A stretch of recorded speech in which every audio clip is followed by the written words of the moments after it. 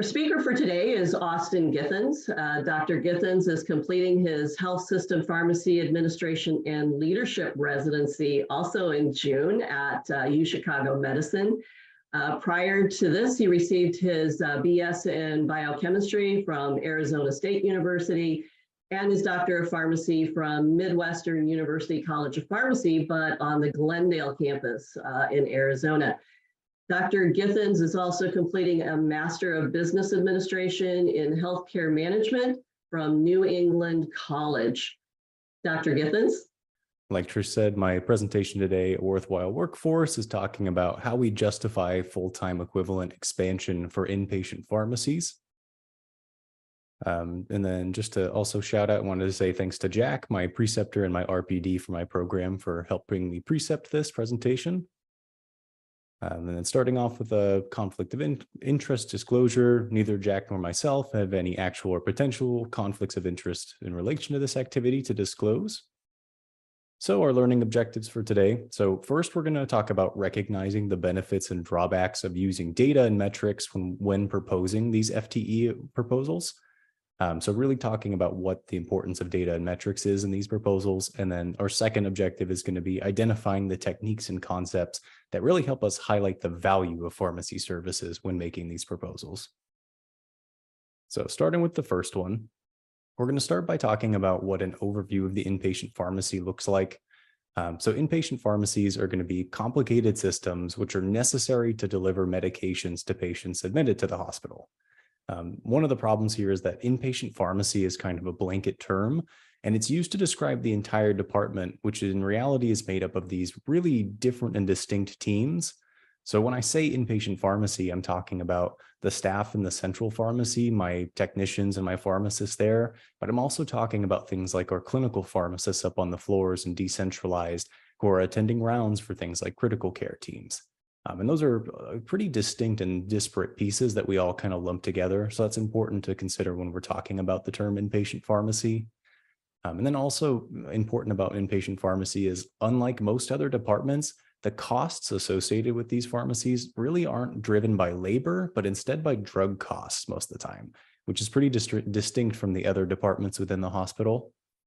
And then when you were thinking about making these proposals, from the perspectives of the hospital executives who approve these FTE expansions, the inpatient pharmacy often is going to look like an expensive service and sort of a cost center, which the outputs of which are not very easily observed or understood. And that's kind of where this comes in, is we need to think about how to clearly demonstrate the value that we want to propose here. So talking about justifying our full-time equivalents here and getting that expansion we require, the reasoning for this is the resource demands of inpatient pharmacies are growing, and this is due to a number of different factors. So we have more complicated dispensing processes and technologies to manage for inpatient pharmacy. So we have things like automated dispensing cabinets on the floors that we need to manage. We have barcode BCMA technology that needs to be scanned at bedside. We have the carousels in the central pharmacy. And these technologies all require maintenance and expertise, which does add a bit more complication to the dispensing process. We also have, on a health system, kind of a wider level, we have consolidation of health systems. The number of hospitals within the country is dropping, and they're being consolidated into larger health systems, larger hospitals that are serving larger communities. And what this means is those remaining health systems are kind of becoming more united as a health system and having increased patient loads and then thus increased workloads for the hospital itself. And then also we have an expansion of services offered by pharmacy. I mentioned before we have kind of these clinical services which are being more readily utilized. So things like having pharmacists participate on patient care rounds.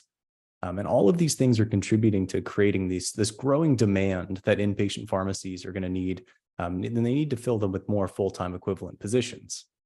And then because the value of the inpatient pharmacy is not entirely clear at first to the people who are approving these FTEs, the pharmacy leadership teams need to be able to justify why we should get more resources to get these FTEs, which is kind of the core struggle here that we're going to be talking about. So this learning objective is all about why metrics are the tool for the job. The reason for that is metrics really help translate all the work that the inpatient pharmacy is doing into an easily digestible format. It's something that anyone can understand just by seeing the metric itself, hopefully. And then there's a couple of different ways we use metrics. So first is for internal benchmarking. So we use these metrics to measure productivity within our organization between two different time periods. So usually this will be something where I look at what our metrics looked like last year and I compare them to today, and I look to see what's changed. Have we gotten better? Have we gotten worse? And it's a great way to guide these continuous improvement efforts that we're trying to make and say, yeah, we have made progress in our goals. The other way we can use metrics is for external benchmarking. So this is when we're going to compare our outcomes and metrics to other similar organizations, often looking for the same or similar points in time. So this would be like my institution looking at, here's our metric right now. Let's compare it to an organization or a health hospital that's very similar to us, and let's see how we stack up. This can be great for identifying areas of achievement and saying, wow, we really are the industry leader in this metric, or saying, wow, we're really deficient in this area and it's something we need to address. We're lagging behind in this one. So within pharmacy, we measure productivity and value using usually a combination of different metrics. I'm going to go over some of the broad categories of what type of metrics we can use. So first is workload metrics. It's a measure of how much work is being done by pharmacy. And it's important to note that this is distinct from labor hours. Labor hours obviously is counting how many hours in a shift and how many hours we're paying for. But when we think about it, the workload is more flexible. So in an 8-hour day, somebody can work more or less, workload. They can verify more or less prescriptions or go through number of patient workups that is different. We're not going to talk much about workload metrics because there's a lot of variability and it's difficult to demonstrate much with this. So if I say my workload metric is the number of prescriptions verified by the central pharmacy, it's again, a very kind of blanket metric because each prescription is totally different. Someone could spend 30 minutes trying to find background information on one verification while another one takes less than a couple seconds. So it's really hard to say that there's kind of like an average there to look at. The other ones we're going to look at are going to be cost. So a measurement of how much the pharmacy is costing the hospital, usually measured at multiple different levels. So we can zoom in and say, this is how much this unique team is costing us. This is how much this area of the department costs us, or this is how much the entire pharmacy costs us. So a good example of that is drug costs per discharged patient. Labor is another one. So it's looking at the amount of labor required to operate the pharmacy in its current status. An example of that would be number of hours worked per discharged patient. And then outcome is our last type of metric. So this is a measurement of patient outcomes associated, hopefully, with pharmacy efforts. And it's something where we say, this is what pharmacy is doing, and here's the impact on patient outcomes that we're seeing because of it. So an example of this would be something like patient length of stay, where if we can have an impact on that and say this is because of pharmacy, that's a very important metric for us to demonstrate. So we're going to zoom into a couple of these categories. So first being cost-based metrics. So cost metrics can be some of the most important ones when we're talking about justifying FTEs, because again, pharmacy as a department, inpatient pharmacy, really is driven by cost and is seen as a big cost factor. So when we talk about cost metrics, we want to break them down usually as a ratio compared to discharges, because that way we have an idea of essentially how much cost over time there is or per volume of patient, because that'll also ebb and flow depending on different factors of the hospital. And then it's also important to note that we shouldn't just use costs alone. We usually want to present cost metrics alongside revenue and some of our other metrics, because again, drug costs are driving our cost numbers in pharmacy. And if you give only your cost numbers, you really get the impression that pharmacy is dragging down the hospital finances, when in reality, you need to pair it with the revenue to show that pharmacy is actually generating revenue for the hospital. A couple commonly used cost-based metrics are going to be total pharmacy cost per discharge, or just drug cost per discharge, or cost of labor per discharge. We'll come back to this in a minute. When I say discharge here, that's a little disingenuous. We could be a bit more specific here, which I'll talk about on a future slide. So labor-based metrics, these are also necessary when we're talking about FTE expansion, because we're specifically talking about the labor demands of the inpatient pharmacy. Now, when we're using these labor metrics in a request for FTEs, we want to also include cost metrics, because we want to say, well, if we get more staffing, if we get more FTEs, it's actually going to reduce costs, or it's going to help us in some way. Because if you just say, this is how many hours our pharmacists work, that number really doesn't do well unless you pair it with something else. A couple of our commonly used labor metrics are going to be pharmacist labor hours per discharge, FTEs per discharge, labor costs per dose dispense, or pharmacists per 100 beds or 100 discharges. And again, we'll talk a bit more about how we can be more specific with discharges. And then outcome-based metrics are going to look at the impact the pharmacy is having on patient quality outcomes that the hospital determines to be valuable. So sometimes it's difficult to correlate the efforts of pharmacy specifically with some of these metrics. So when you think about the big ones, length of stay and mortality that the hospital considers important, it's kind of difficult to say, well, yeah, pharmacy is the one who reduced length of stay by a day for this patient, because there's a lot of other people involved and a lot of other areas of the hospital involved. But if you ever can identify these areas, there's a huge value to that, to say we're actually causing a huge change in a metric we find valuable. Some of these metrics I mentioned, length of stay, mortality. And the other big ones for pharmacy to think about are medication-related readmissions. So that's something we can directly have an impact on. Appropriate antibiotic stewardship. This is kind of a global initiative, and if we can contribute to that, that's helpful. And then the number of adverse drug events, that's kind of the bread and butter of pharmacy. So if we can measure an impact on that, that's even better. So some of the challenges of using metrics. So they are the primary tool for creating FTE proposals, but they also do come with some challenges and caveats we need to think about. So pharmacy's efforts in the healthcare, in the inpatient pharmacy and in hospital-based care in general, is usually concentrated at the beginning of the patient's admission. So when we think about if a patient comes in for something acute, usually we kind of get them treated with pharmaceutical care upfront. That's where the bulk of it happens. And then they're here a couple more days dealing with things like discharge. Are we sending them to a skilled nursing facility? Are we waiting for them to get a ride out of the hospital? And so the tail end of their stay usually has less pharmacy involvement.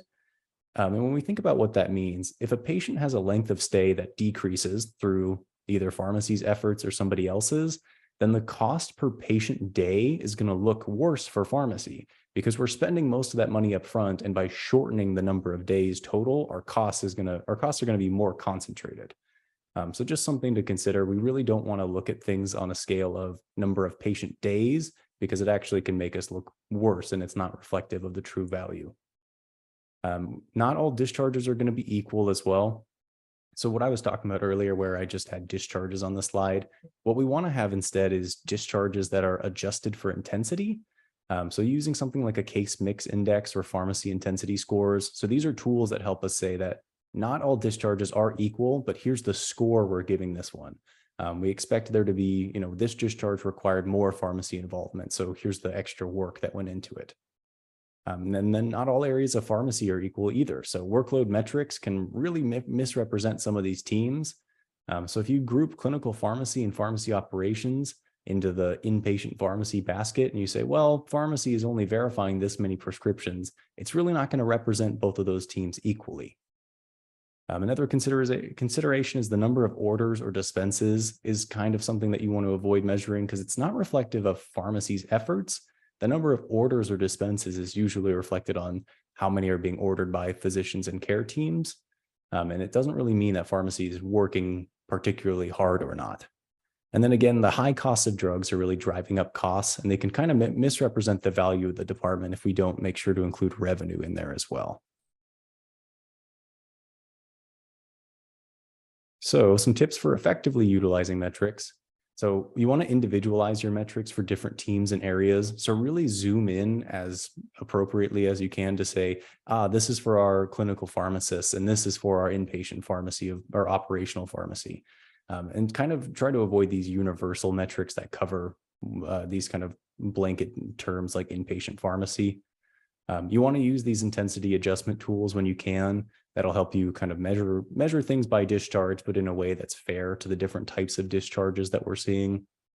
You want to understand whether the metrics are being used for internal or external benchmarking, because usually one's going to look more favorable. So if you have a number and you say, oh, our metrics have gone up from last year, that looks good.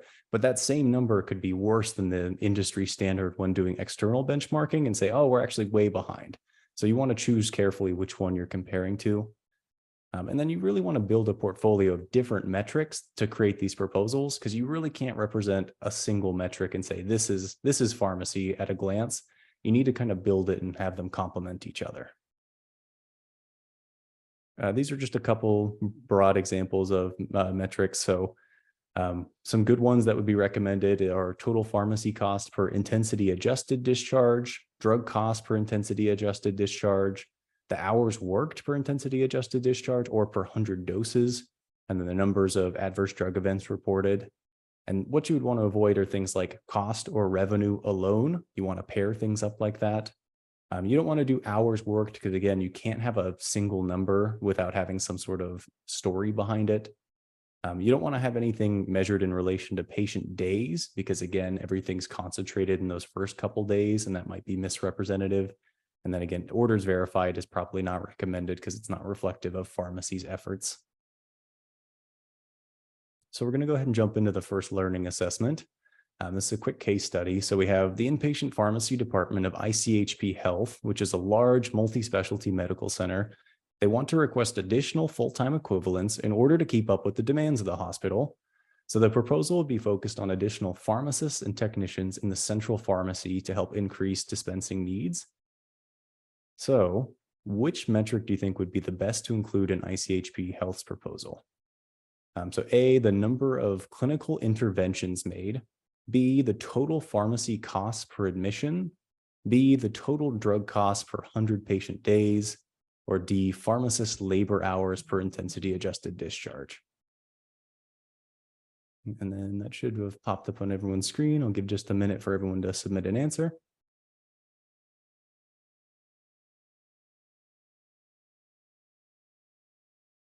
Okay, I think we can go ahead and close the poll. All right, looks like the majority said D. And D is correct. So the reason it's not A is, again, when we use these workload metrics like number of clinical interventions, not all clinical interventions are the same. So it's good to avoid using those. Total pharmacy cost per admission. We know that we need to probably adjust the admission or discharge based on intensity to be reflective of the true efforts of pharmacy. And then C is incorrect because per 100 patient days, again, patient days is not a great way to measure your the actual metric here because of that concentrated pharmacy effort in the first couple days. So moving on to our second objective, we're talking about the techniques and concepts that highlight the value of pharmacy services. So we talked about the numbers and metrics, but how do you actually make the proposal using these numbers effectively? So first, we're going to talk about value. So the goal of the hospital is to treat patients effectively using limited resources in the best way possible. So when we simplify this, hospitals are going to define value based on two key measures. So outcomes, how effectively the patients are treated for disease, and then costs, how many resources you have to use to treat these patients. So to put this in a formula, you say value as seen by the hospital is equal to outcomes over cost. So for the inpatient pharmacy to demonstrate value to the hospital, you have to either improve outcomes, so make better outcomes, or decrease costs.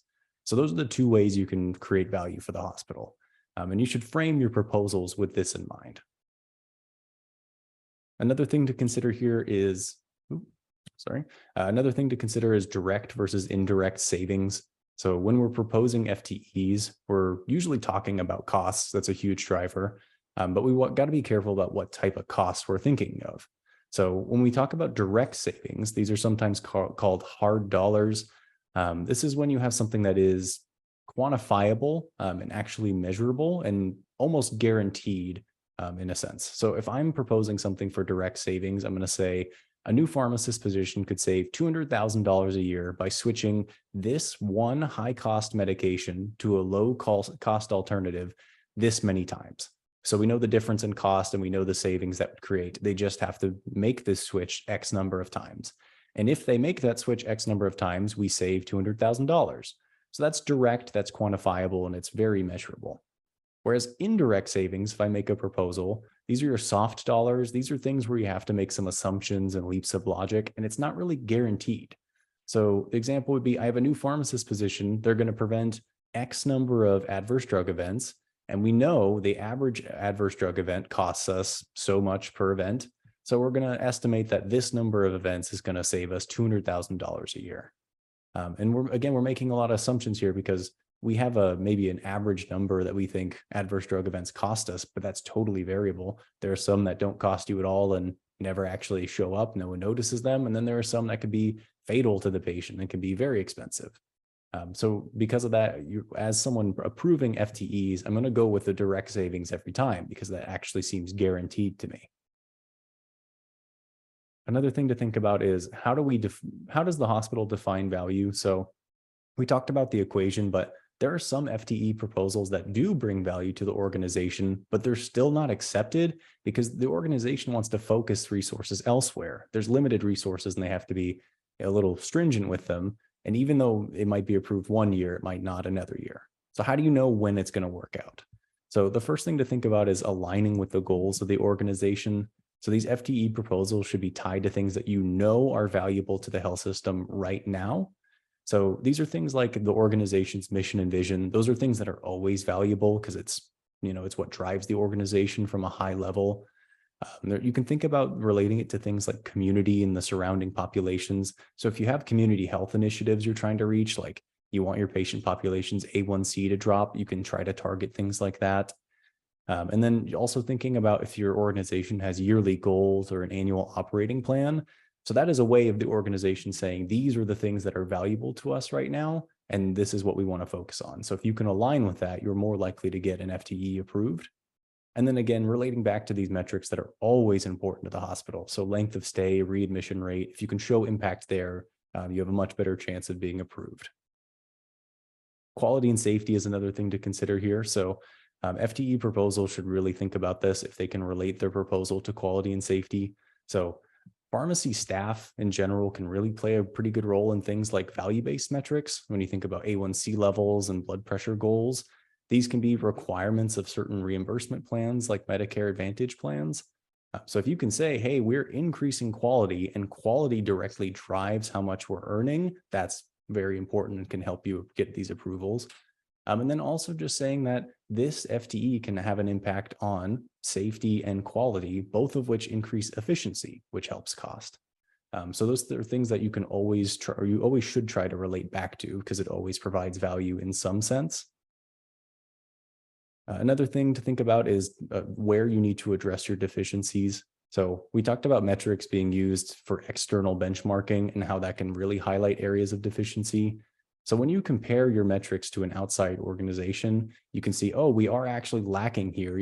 Say investigational drug services at other institutions, they have, a much higher staffing ratio. So maybe we need to think about expanding FTEs there because we're lacking, because we're deficient according to market standards. So that's another way to kind of justify these to say, yeah, we're actually kind of behind the curve here. Another technique here is thinking about opportunity costs. So when we're talking about highlighting the value of expanding the pharmacy workforce, you can also think about it in terms of the consequences of not having that person, not getting this FTE approved. This comes back to a psychological principle called loss aversion, where people are more likely to measure a loss of an object or a thing as more important to them as the gain of that object. So rather than saying this is what we could be getting from this FTE, you could be saying this is what you would lose by not approving it. So a couple of ways to think about this, a couple of examples. So a traditional proposal would say having an additional pharmacist in the ICU could help reduce length of stay. You could flip that and say, okay, if we continue as we are now without getting more ICU pharmacists, we actually might have an increased length of stay as opposed to if we had hired them. Same thing, if we had technicians, if we hire more technicians, we can improve medication delivery times. Well, if we don't do this, we're going to have medication delays. We'll continue to have them. And then, hey, this pharmacist could save us $200,000 a year by switching to that low-cost alternative. Well, if we don't get a pharmacist to make these changes, they're not going to happen, and it's going to cost us up to $200,000 a year. So just kind of flipping it on its head, you're saying the same thing, using the same numbers, but the loss aversion, these opportunity cost thoughts kind of sound more imperative. And then another thing is thinking outside of pharmacy. So pharmacy is making these proposals, but they're not the only people affected by it. So you want to think about other departments. At some institutions, you have these really strong relationships between physicians, nurses, and other people on the care team, and getting their input in these proposals can be super helpful. Even if it's just a survey that says, yeah, our physicians love having pharmacists in our, on our rounding teams and things like that, that can help bolster it. So thinking about satisfaction in the terms of not just, pharmacy being happier for, better spreading out the workload, but our pharmacy peers are happier. And then even in some areas, medical departments can offer to cover the costs of a pharmacist's salary, which is something to consider. If that's how your budget works out, maybe that's something worthwhile. And then these advocates outside of pharmacy can help strengthen the proposal, but it's also important to note that they don't actually have an impact on outcomes or cost. It's just kind of an added benefit. A couple general tips for demonstrating value. So you should relate all the proposals to the hospital's value, to what they consider value. So again, that's cost and outcomes. You should think about the difference between direct and indirect savings, as we talked about, direct being much more impactful and much more guaranteed. You want to align these proposals with things that the hospital considers important and valuable, like your yearly initiatives. You want to use those external benchmarks to help find out where you're deficient, and then that's where you justify the FTE expansion. And then when appropriate, you should think about framing these proposals in terms of loss aversion and what happens if you don't actually get it granted. So moving on to our final learning assessment. So from the perspective of the hospital executive who's approving FTEs, which FTE proposal would provide the most guaranteed value to the organization? So A, an internal medicine pharmacist FTE, which will save up to $150,000 by preventing 300 adverse drug events per year. B, a pharmacy technician FTE will help improve the medication delivery times to be even faster than similar hospitals. C, a critical care FTE or pharmacist FTE, without whom we're going to have increased ICU length of stays. Or D, a pharmacy manager FTE who will help improve nursing satisfaction. So that panel should be up on your screen. We'll give a minute for everyone to answer.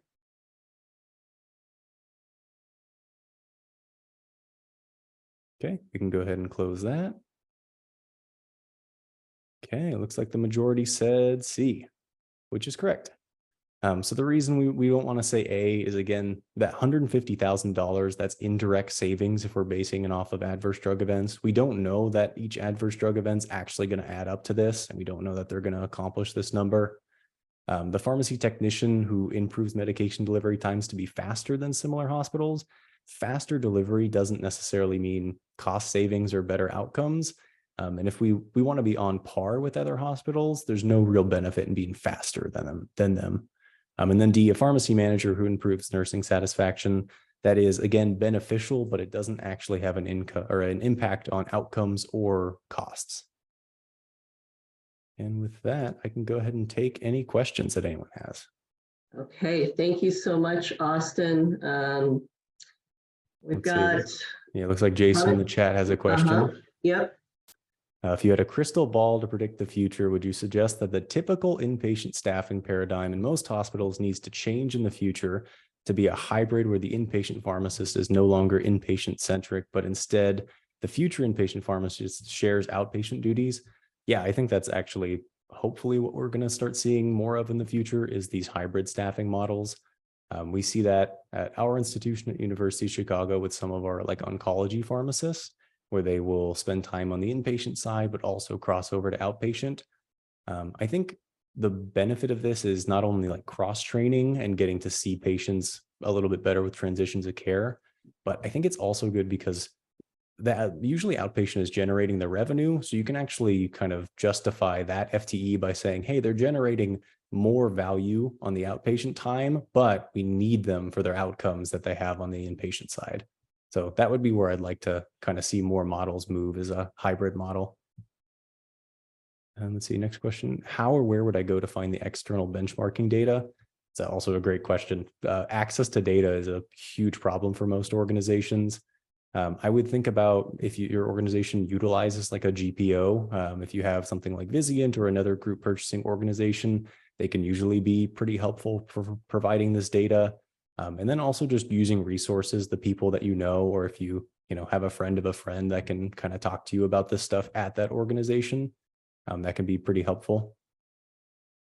And then let's see, Natalie. So how easy or challenging is it to get data for the metrics you suggested? Can this be obtained via report, or does it require more manual data collection? Usually it's a mix. I would say there's a lot of manual pulling for different departments. It's why it's nice to have, say, if you have like your ICU pharmacist, have them create their own proposal because they know these metrics in and out, and they're already tracking this stuff. Usually it does require manipulation through your electronic health record, but I think having that team who works on the front lines with it prepare or at least collect that stuff can be super helpful for creating the proposal itself. There's one additional question here. Can you explain what goes into the case mix index or pharmacy intensity score? Yeah, probably not with the time we have. They're both pretty complicated. Case mix index is going to be provided from the Center for Medicare and Medicaid Services. It is a very basic way to say how intense the patient is at discharge. So it's going to essentially provide a rating score. So if we say someone came for a minor asthma exacerbation to the ED and they were discharged quickly, that's a pretty low score there. And then patients who come in and they stay in the ICU for 2 weeks requiring intubation and pressors and things like that, they're going to score higher, and that's going to bump up the case mix index. Pharmacy case mix index is a general health system term, so it applies to all types of patient care. Whereas the pharmacy intensity score is a score developed by University of Washington. It's kind of becoming the new standard for pharmacy because it's more tailored towards medication therapy. But it essentially accomplishes the same thing. It provides a weighted way to look at these discharges.